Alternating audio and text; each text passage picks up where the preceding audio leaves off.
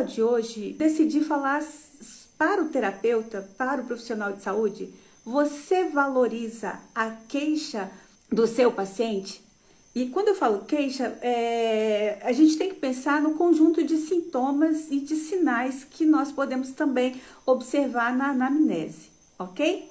Então, para quem não é da terapia integrativa, tem toda aquela ideia de anamnese voltada muitas vezes para o conceito ainda mecanicista, para aquilo que a gente foi habituado a valorizar, que é sinais e sintomas com a intenção de uma diagnose, que fazemos às vezes inadequadamente, porque a diagnose que nós estamos focando, às vezes é no diagnóstico médico.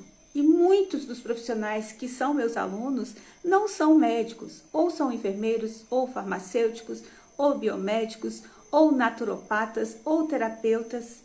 E aí então eu quero falar para vocês que nós podemos sim valorizar as queixas, agregando ali os sintomas, que é aquilo que essa pessoa vai relatar para você, e os sinais, que é aquilo que nós vamos investigar, fazendo todo o exame físico, avaliando, usando ferramentas, que eu quero inclusive falar de uma ferramenta para você que é excelente no nosso lidar diário, seja porque você é podólogo, seja porque você é terapeuta, seja porque você é enfermeiro no seu consultório de enfermagem, seja porque você é farmacêutico, seja porque você é biomédico, fisioterapeuta, nutricionista.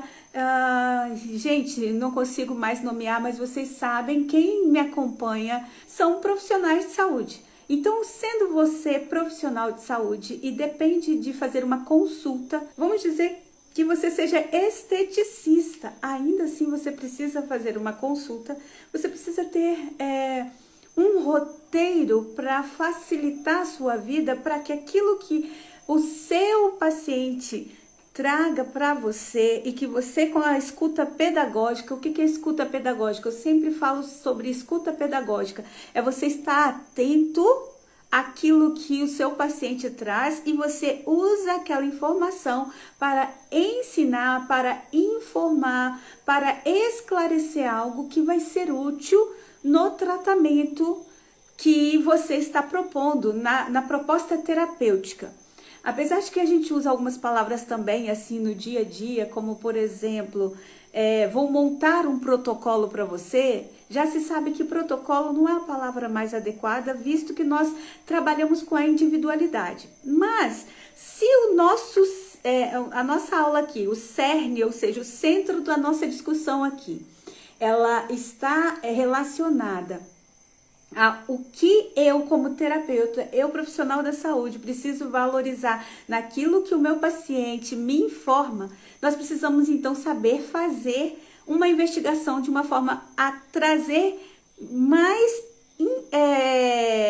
argumentos, ou mais informações, ou mais elementos, mais situações, para que a gente possa trabalhar essa saúde, devolvendo ao nosso paciente qualidade de vida.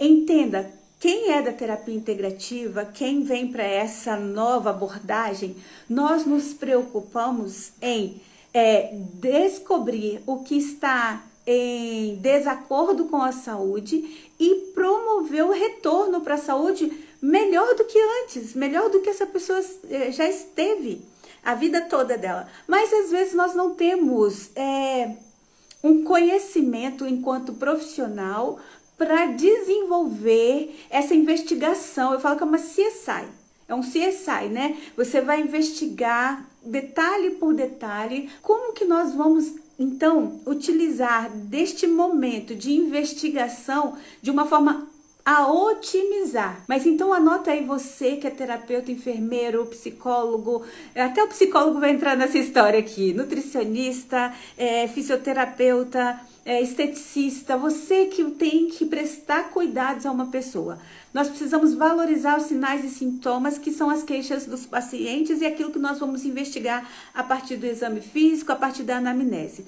A anamnese, ela parte do princípio de eu avaliar uma queixa principal. Ele chega com uma queixa. Quando nós ouvimos o nosso paciente, muitas vezes nós não sabemos muito bem por onde caminhar. Então, a primeira coisa para ouvir o paciente, use um instrumento que te facilite depois ter um panorama geral. Todos que são meus alunos já me ouviram falar aquilo que eu chamo de questionário de rastreio metabólico. Então, esse questionário foi idealizado pelo Instituto Brasileiro de Nutrição Funcional. Primeira coisa que ele faz é nos dar uma direção de onde começar. Entendeu qual é o momento desse paciente, porque ele faz perguntas, essas perguntas têm valores de 1 a 4, depois nós somamos cada numeração que a pessoa teve, então a gente tem depois uma interpretação em cima do valor total, mas nós temos também uma interpretação para identificar no mapa, naquela situação, qual é o sistema ou qual é o órgão que precisa de um cuidado mais especial, que nós podemos começar por ali. Mas eu estou falando aqui, se você não sabe como começar, é porque você não tem uma jornada, porque você não tem um método e você não tem as ferramentas adequadas. Eu, Luciene Borlotti, desenvolvi um método chamado Reprogramação Integral para o Autocuidado, que ele tem várias frentes. A primeira dela é a destoxificação. Você precisa tirar. São duas frentes responsáveis pelo adoecimento. A primeira é excesso de toxinas, a segunda deficiência nutricional. Então o raciocínio clínico, ele depende da anamnese, do exame físico, de ferramentas que facilite esse momento. E aí eu tô falando para vocês do primeira ferramenta que vocês podem utilizar, que é aquilo que a gente chama de questionário de rastreamento metabólico. Para montar um processo de trabalho, você precisa saber investigar. Você pode usar exames laboratoriais, você pode usar avaliações por biorressonância, que são avaliações energéticas, mas você pode usar o questionário de rastreio metabólico. A jornada do terapeuta que monta um raciocínio clínico bem embasado e consegue montar a sua terapia de forma a ter resultados. Então não é só ter o raciocínio. Olha qual é o problema que nós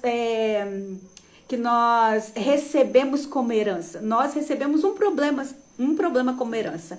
A partir do momento que começou a dar nome às doenças, as pessoas parece que elas se satisfazem em saber que elas têm doença X, doença Y, doença Z, e que elas vão ter que morrer com aquela doença. E eu vou contar para vocês, quando a gente vem para a terapia integrativa e a gente descobre, lembra dos dois problemas principais que geralmente causam a maioria das doenças? A grande maioria das doenças estão em cima de um corpo intoxicado e um corpo desnutrido, principalmente de micronutrientes, vitaminas e minerais. Quando a gente começa, então, para essa via, para essa nova jornada da terapia integrativa, nós conseguimos observar que envelhecimento, deixa eu pensar uma outra coisa, dor, falta de energia, sono ruim, intestino irritável, intestino preguiçoso, pele desvitalizada, raciocínio lento, isso tudo que as pessoas estão vivendo, queda de cabelo, isso tudo que as pessoas estão vivendo como algo que ela precisa comprar e aceitar, aceita. Não é assim. Nós podemos, inclusive, neutralizar o desgaste do tempo no nosso corpo, da nossa mente. Eu já mostrei nas aulas várias vezes a foto da minha sogra com 80, com 84 anos, e o último que eu fiz, a última atualização foi agora com 86 anos. E vocês olham as fotos e acham que eu inverti as datas. E eu falo para vocês, olha, uma pessoa que decidiu a reduzir as toxinas no seu corpo, decidiu a se tratar de forma a corrigir os erros nutricionais, as deficiências nutricionais, descobriu quais alimentos que ela tinha ou intolerância, ou hipersensibilidade, ou alergia, tomou para si a responsabilidade de comer direito, beber água, fazer atividade física. Minha sogra tem 86 anos, faz exercício físico pelo online. A neta dela, que mora na Serra, ela mora em Cariacica, abre o celular e passa os exercícios do Pilates para ela. E isso a gente já tem visto, que ela tá ganhando bundinha e panturrilha. E, gente, muitas vezes nós esquecemos que precisamos prescrever ou encaminhar o nosso paciente a fazer uma atividade física. E aí, muitas vezes, é um termo genérico como esse, é uma virose. E aí, o que fazer? Mas, às vezes, é uma coisa muito específica, é diabetes. Diabetes tipo 2, em especial. E aí, você acha que não tem o que fazer porque é hereditário. Ei, vem aqui, pertinho de mim, coloca o ouvido bem pertinho de mim. A herança, temos que respeitar os nossos genes. Realmente nós recebemos uma probabilidade de desenvolver doenças vinda da nossa família que estão ali com alguma alteração genética. Nós temos polimorfismos, alterações dos nossos genes que favorecem esse adoecimento, sim.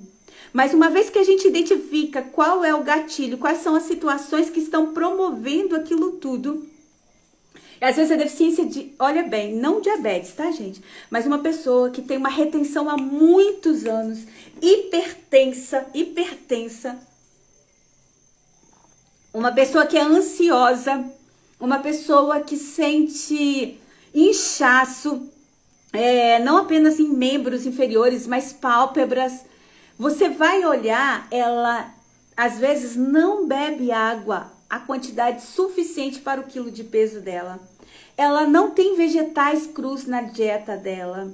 Ela não faz atividade física. Ela não suplementa. E quando suplementa, compra algo da farmácia. Alguém esses dias me perguntou, professora, então esses suplementos da farmácia não valem para nada, né? Gente, às vezes a pessoa está tão desnutrida dos micronutrientes, vitaminas e minerais, que comprando na farmácia e começando a tomar, ela já tem uma leve melhora. Então, olha para você ver a deficiência que as pessoas estão, mas a gente pode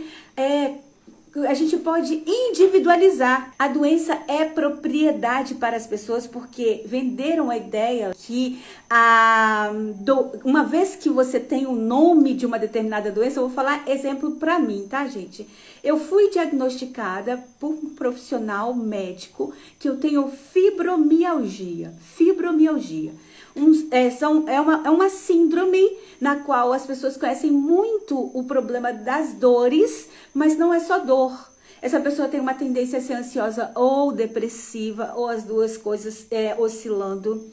Tem sono ruim, intestino ruim, tem como eu falei, essa depressão e essa ansiedade faz com que o humor também seja um humor lábil. O que é um humor lábil? Que sobe e desce facilmente.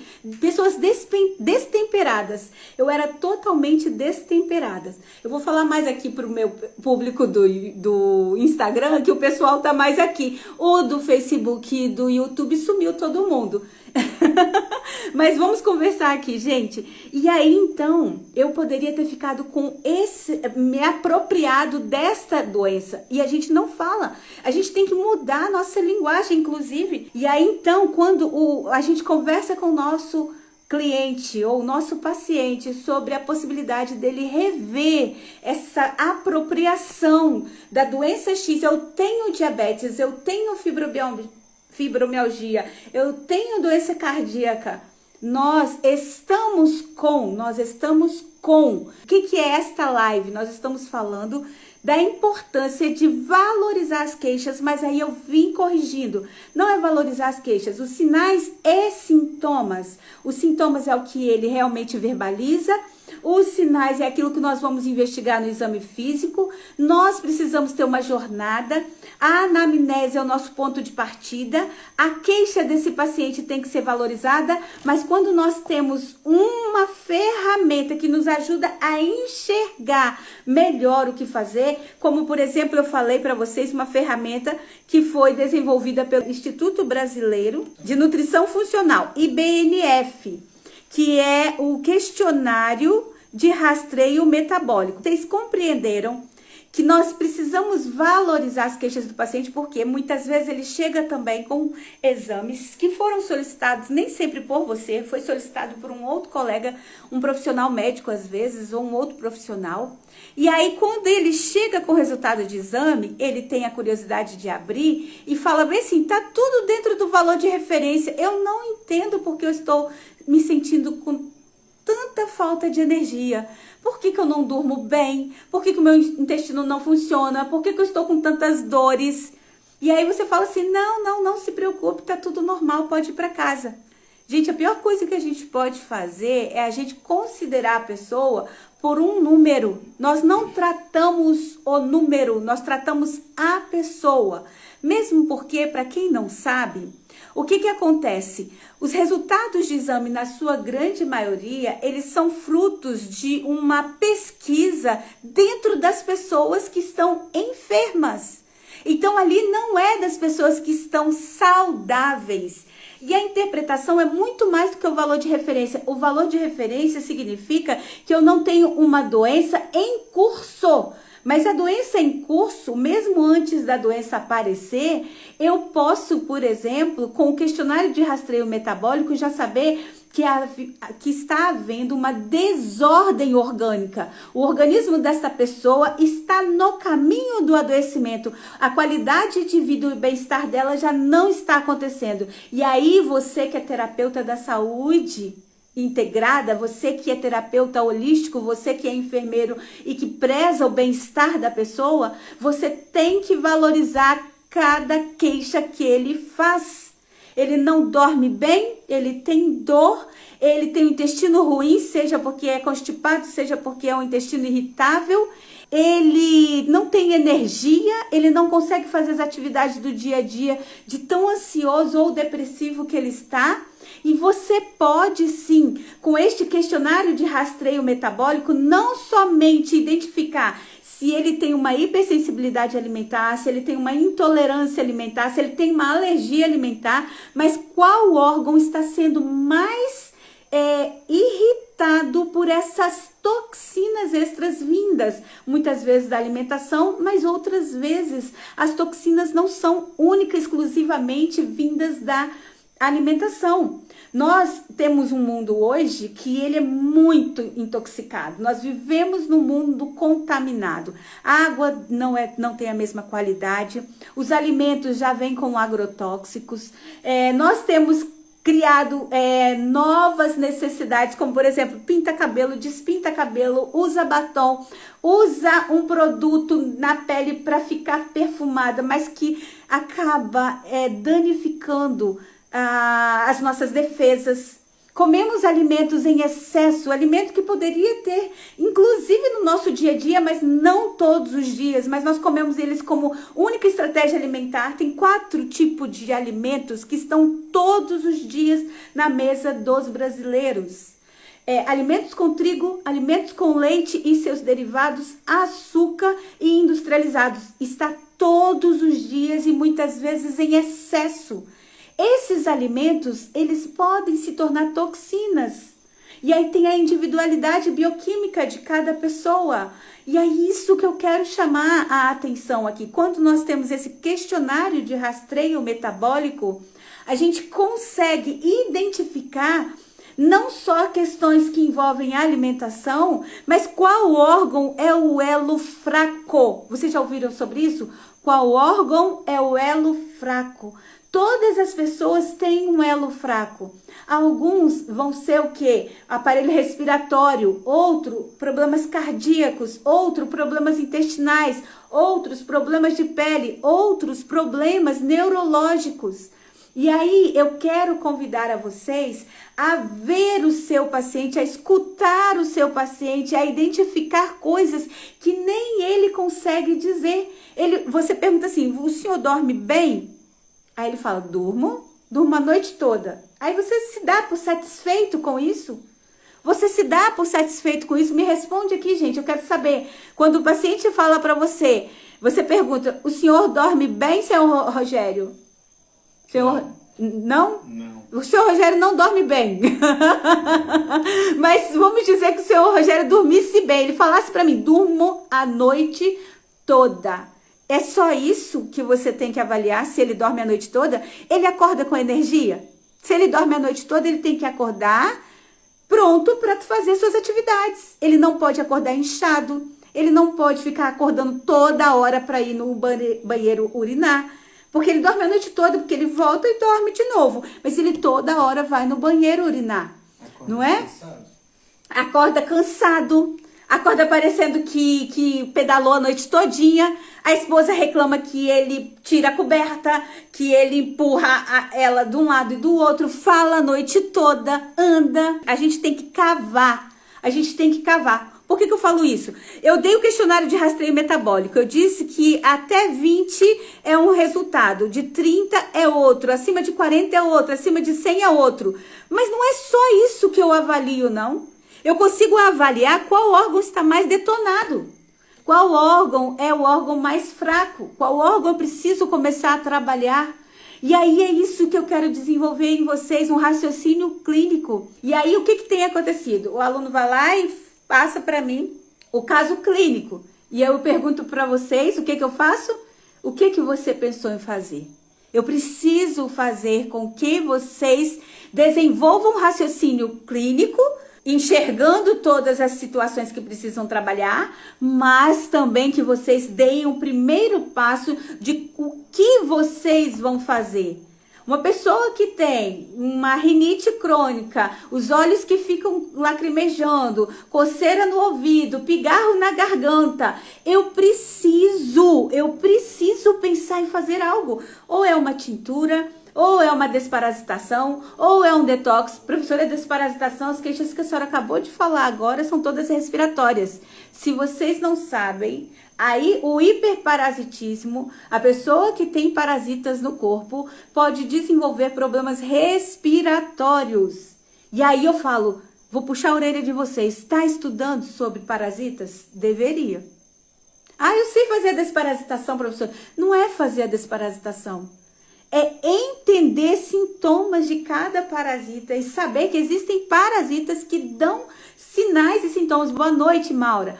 Maura lá do Amazonas, de Manaus. Maura, ela é graduada em enfermagem, trabalha em hospital de grande porte, tem o consultório dela na área de terapias integrativas e ela tem trazido para mim situações onde ela já desenvolve um raciocínio clínico e já pensa em alguma coisa. Agora mesmo ela fez o quê? Me solicitou a tintura de vermifugação e quelação de metais. E eu só falei para ela o seguinte, você pode começar a trabalhar por aí com N-acetilcisteína, não foi, Maura, que eu falei para você, lembra? Começa a trabalhar com N-acetilcisteína, espirulina ou clorela e começa também a fazer uma desparasitação. Você pode desparasitar com medicação de farmácia. E aí, então, eu falei, mas se ela quer esperar, ok. Mas se ela fosse fazer, eu falei que tinha também uma rota. Primeiro eu desparasito, depois eu quelo metais. Porque senão eu vou limpar a casa e vou sujar novamente. Por que eu vou limpar a casa e vou sujar novamente?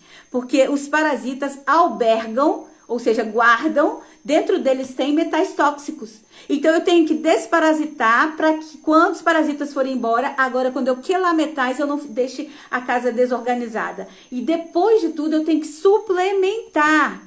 Eu tenho que suplementar, porque quando os parasitas vão, eles não levam apenas os metais tóxicos, eles levam minerais também. Qual o start da aula de hoje? É fazer uma boa escuta, uma escuta atenta, investigar como se fosse um criminalista do CSI, escavucando, procurando mais informações, pensar um raciocínio clínico utilizando estratégias de ferramentas que vão nos ajudar a clarear melhor. Qual é o melhor mapa para clarear a nossa mente? Questionário de rastreio metabólico. Se você faz biorressonância, você vai fazer biorressonância também. A Adriana colocou aqui, pode sobrecarregar o fígado. Pode sobrecarregar o fígado, isso mesmo. Quando a gente exagera, quando a gente quer os metais, quando a gente não prepara o terreno também, outra coisa. Olha, eu pulei uma etapa aqui. Qual é a primeira etapa?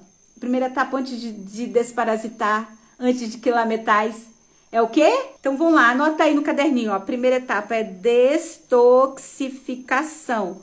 Como que eu detoxifico? Ciclo 21, detox 21, desafio 21. O que é esse 21, professora? Ciclo, detox, desafio. São 21 dias que você vai propor para o seu paciente ficar na alimentação mais natural possível, beber água conforme quilo de peso que você vai pesar ele, vai multiplicar o peso dele por 30, 40 ou 50 ml. Você vai fazer ele tomar sucos de vegetais ou comer mais saladas. Não precisa fazer o suco de vegetais se ele comer mais saladas. Professora, não adianta suplementar sem antes desparasitar? Não, porque não é que não adianta. Eu posso começar a suplementação antes? Posso. Mas enquanto eu estiver fazendo a desparasitação, eu vou mandando embora parasitas. Já que os parasitas, quando vai embora, depletam, reduzem os nossos minerais, pode ser que você pareça que está na dose errada. Por isso que eu falo, gente, os meus pacientes eu não começo a suplementar logo de início. Eu faço aquela suplementaçãozinha básica. Ômega 3, vitamina ADEC, que é o trio de ouro, magnésio, vitamina C. Esses 5 eu sempre passo de início porque eles são também detox, eles são também anti-inflamatório, então eu estou ajudando no processo. Agora, aquela suplementação mais específica, detalhada, na necessidade do paciente, eu deixo passar o primeiro mês, as primeiras 3 semanas pelo menos, para cuidar do terreno biológico. Eu sempre falo para vocês, vamos cuidar do terreno biológico do paciente. Inicio o ozônio bem devagarzinho e aí eu começo também na desparasitação. A desparasitação se faz necessária em todas as situações? Não, você vai investigar. Qual foi a última vez que ele fez a desparasitação? Gente, se ele acabou de fazer, já tem muitos pacientes que já estão ligados nisso e já estão desparasitando. Não, é sempre na anamnese. Por isso que você tem que ter uma escuta atenta. Você não pode sair prescrevendo tudo. Tem paciente que chega tomando vitaminas e minerais, tem paciente que chega já com alimentação limpa, tem paciente que está precisando de fazer um ozoninho na vida dele, porque ele já está todo trabalhado na saúde. Então a Adriana perguntou, a desparasitação não é necessário em todas as situações. Eu vou investigar com o paciente qual foi a última vez que você fez um ciclo de desparasitação. Se ele fez com medicação química, ou se ele fez com homeopatia, ou se ele fez com plantas medicinais, que a gente, inclusive, aqui na nossa empresa, nós temos uma desparasitação efetiva. Se a pessoa fez com outras tinturas que não são as nossas tinturas premium, você não precisa fazer agora, tá bom? Mas eu quero fechar essa aula com um roteirinho. Então, nesta aula, a professora falou a importância o valor a ser dado, a importância de valorizar os sinais e sintomas dos pacientes, ok? Nós vamos valorizar. Esse valorizar é o quê? Nós vamos ouvir, nós vamos investigar. Então, a investigação, tipo CSI.